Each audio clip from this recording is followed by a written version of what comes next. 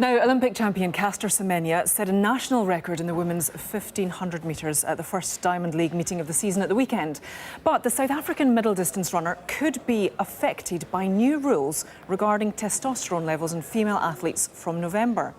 The IAAF Council has approved the new rules for women competing in distances between 400 metres and a mile. Females with naturally high testosterone, like Semenya, will be banned from competing unless they take drugs to lower their hormone levels. She's one of the fastest female middle distance runners in history. With 2 Olympic golds, 4 World Championships and 2 Commonwealth medals, Caster Semenya has secured her place amongst athletic champions. But from November, the South African and other intersex athletes may no longer have the right to compete unless they take drugs to lower their natural testosterone levels.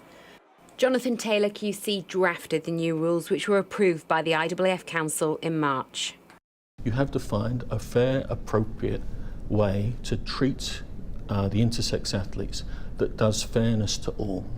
And so the way that the IAAF has done that is to say, you need to reduce your testosterone levels. If you fall within this category, reduce your testosterone levels down to below 5. Most women are between 0 and 2. Reduce to below 5, and the evidence is that that will level the playing field. A number of athletes, including Great Britain's Lindsay Sharp, have said how difficult it is to compete against intersex athletes, as higher testosterone levels have such an effect on performance. The rules apply between the 400 and the mile, so all of the events between those. And the reason for that, it is true that the scientific evidence shows that across the board there will be an advantage. But in terms of the evidence from the field, and it isn't about one athlete, there have been over 30 cases in the last 10 years.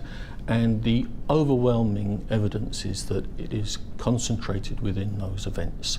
And in fact, and I can't talk about the evidence because I don't want to identify any of the athletes, but it is remarkable the level of achievement in those events, and it is part of the evidence that shows the performance-enhancing effect.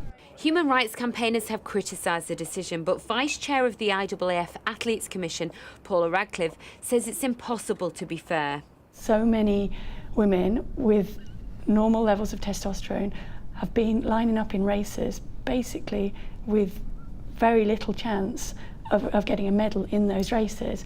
So is that fair to them? No, it's not. Is it fair to take that competition and that right away from women who've been female their whole life and have been raised as female? Is that fair either?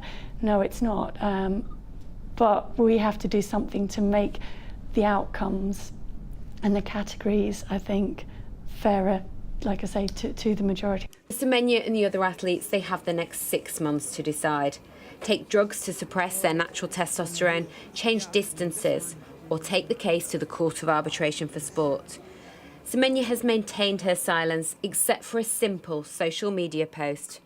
God made me the way I am, and I accept myself. I am who I am, and I am proud of myself. Leah Hervey, Sky Sports.